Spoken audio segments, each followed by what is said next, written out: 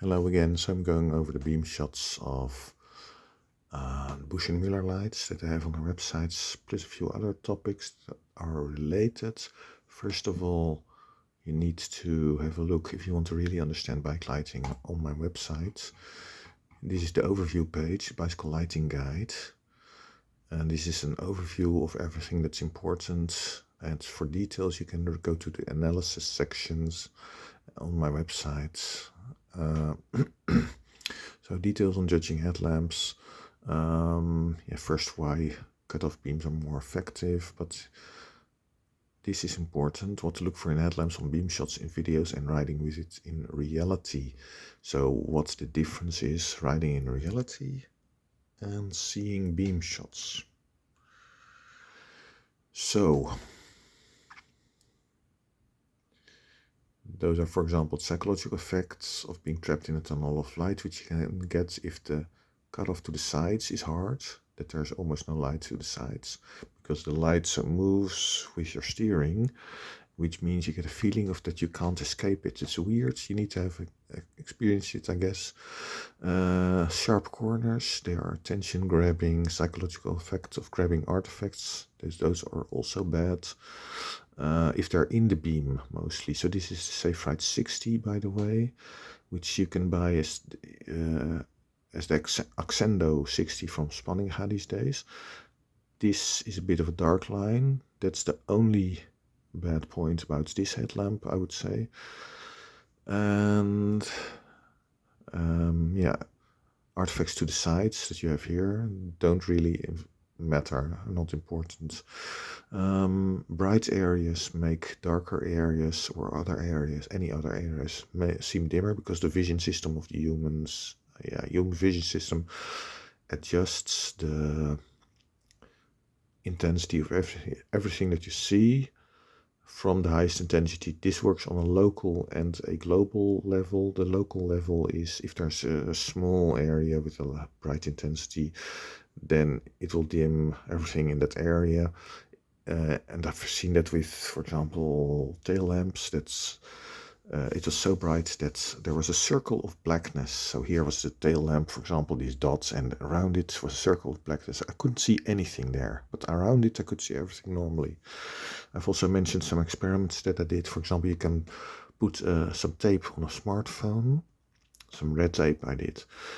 Then look at the red tape and switch on the smartphone screen. What you will see then is that the red tape is dimmer. So you need to do that during the day.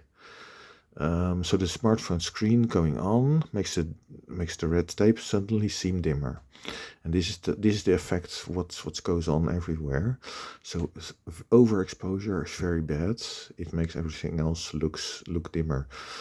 Beam shots and videos are not what you see in reality. There are various reasons for that. You get overexposure. No, you get that's true. Overexposure and hotspots affect your vision system, which doesn't happen on beam shots because you just look at the whole picture and you have a screen on and you're in a lit room normally, so it doesn't affect anything. Perspective over accentuation of the near field means that you see, for example, this is big, and if this big area is lit up, then you see, oh, that's bright.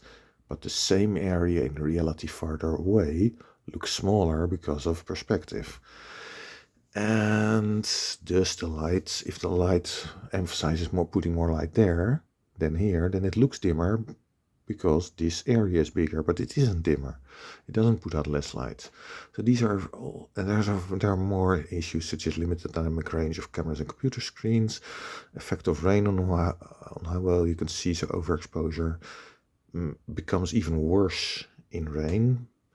Flickering of a lamp, which I added after the issues with the M99 dynamo. So I first thought, it can't be that the M99 dynamo is flickering so badly that it interferes with the video frame rate of the phone, the A52s from Samsung that I was using for all my videos up to recently after losing my RX100 camera. But that was it. I thought it was backscattering from fog because it was a bit foggy the first time, but then On my recent tests, I figured out, yep, it's really the M99 dynamo lamp. It has very bad smoothing of the output, so it has a flickering output up to about 15 kilometers per hour. Definitely, perhaps a bit higher, because it could of course be that by then the flickering is still there, but not so bad that it will interfere with the video. But in any case, note also that this was with a bike with 26-inch wheels, which means the wheels rotate faster, the dynamo puts out more power. This will happen on a 28-inch wheel at about 1.08 times the speed. So 15 kilometers per hour means about 16.5 kilometers per hour. There will still be flicker, or it will be the end of the flicker with a 28-inch wheeled bike. So that's quite high. I had read about complaints from flickering by riders on very low speeds going up hills, but it's actually, when you're aware of it, then you see it up to about 15 kilometers per hour on a 26-inch bike, and so 16.5 on a 28-inch bike. Okay, back to the lights. So the brick S, it looks good.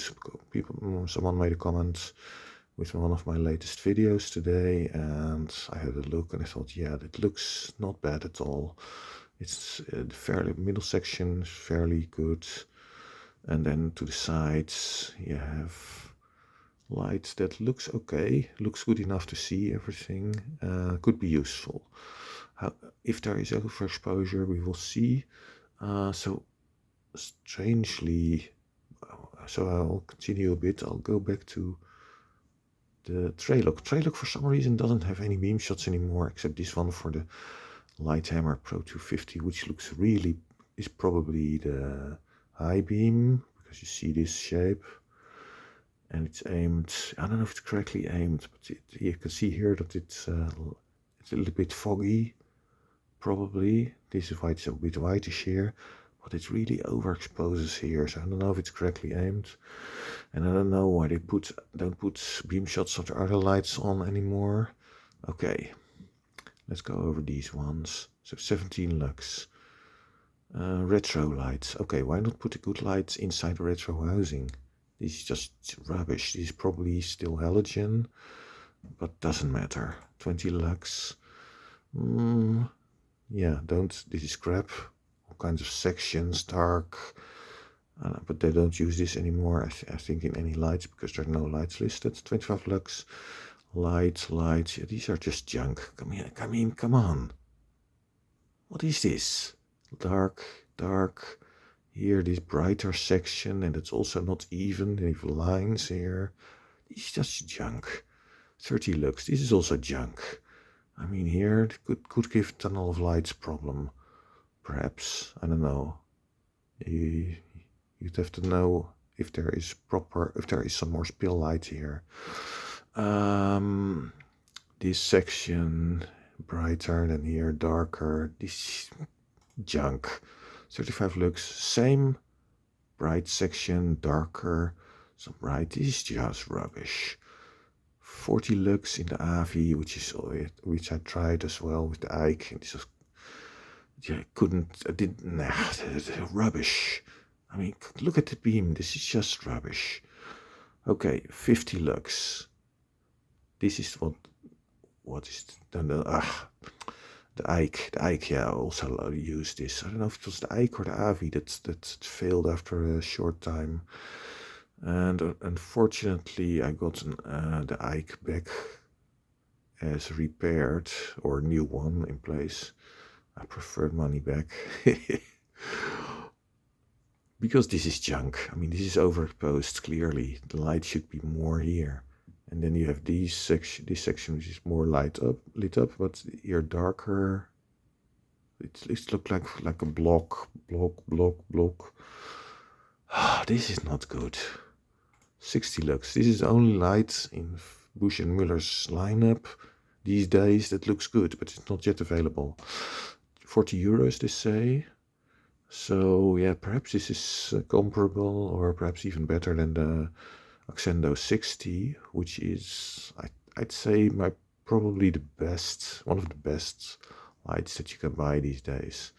Having a nice beam shape. It's not perfect at all, but 80 lux, the IQ XS. So I hoped that this was the light that was on the bike that I bought in Ukraine, but it was the IQX. This is also not perfect, but it looks, yeah, looks to have some lines here, a bit darker, brighter, darker. This bit different color. It's not perfect, but it looks better than the IQX, which is this, which is horrible. It doesn't actually show properly all the lines that were going a bit like this. And let's see the IQ XL high beam. Oh no. Yeah, the IQX. Yeah, from this you can't go to the. It doesn't work. And then let's go. Dynamo headlamps. Let's try here. IQX. So the problem is this mount here is from brittle plastic, very hard brittle plastic, broke after 1,000 kilometers on the bad roads in Ukraine. But also, I think it's that reason why these lines in the beam shots are a bit off, because this is glued to the mount headlamp, and you can't rotate it. Otherwise you could fix that. I think that would fix everything, because I can't believe that they really made the optic such that there are lines like this. But who knows? Back here. So the brick, it was recommended. Looks okay. Beam shots. Now continue with the others. IQX junk. Really annoying. The first time I used it many years ago when it was introduced, I started disliking it more and more after use. I got so annoyed. I went back to to another light. It has a sharp cutoff. You can see far with it, but otherwise unusable on bad roads, as I experienced in Ukraine. I used the Lumitop B01 to fill in this area, the near field area, which was okay then. Different light color means it was not great, but okay. This combination, I mean, yeah, this is just junk. 120 lux XM speed. This is rubbish. I mean, this section looks okay, but then you have this section with all kinds of lines in it, and it's of course less bright than this. This is not even at all. Then we have Xon Space, IQXE. This is the IQX, but driven with more power, and then of course you get a little bit more exposure here, and because slightly harder to see the different sections. But this is also just rubbish. Now the 300 lux. So this light, not IQX, IQXL. This costs 300 euros. Okay. So the beam pattern. So you have a lot of light here. Okay. Here a little bit less bright. Here a little bit less bright. Here. Okay, reasonable, but there are patterns here and it's a little bit less bright here. Then you have an obvious second pattern here, outside, and here, which looks reasonable, but it looks worse than this 60 lux light, the brick. The brick is the only one that actually looks good on Busch&Müller's websites. Yeah, Busch&Müller puts out huge numbers of lights, which are almost all crap. So I don't recommend any of them, any of Busch&Müller's lights, and I'm not sure. I was thinking about perhaps buying this, but at 300 euros, probably not. I'm not going to buy this. It doesn't look good enough. I probably won't use it. I will get annoyed by it. It's just would be a waste of money for me. Okay, that's it for now. Bye.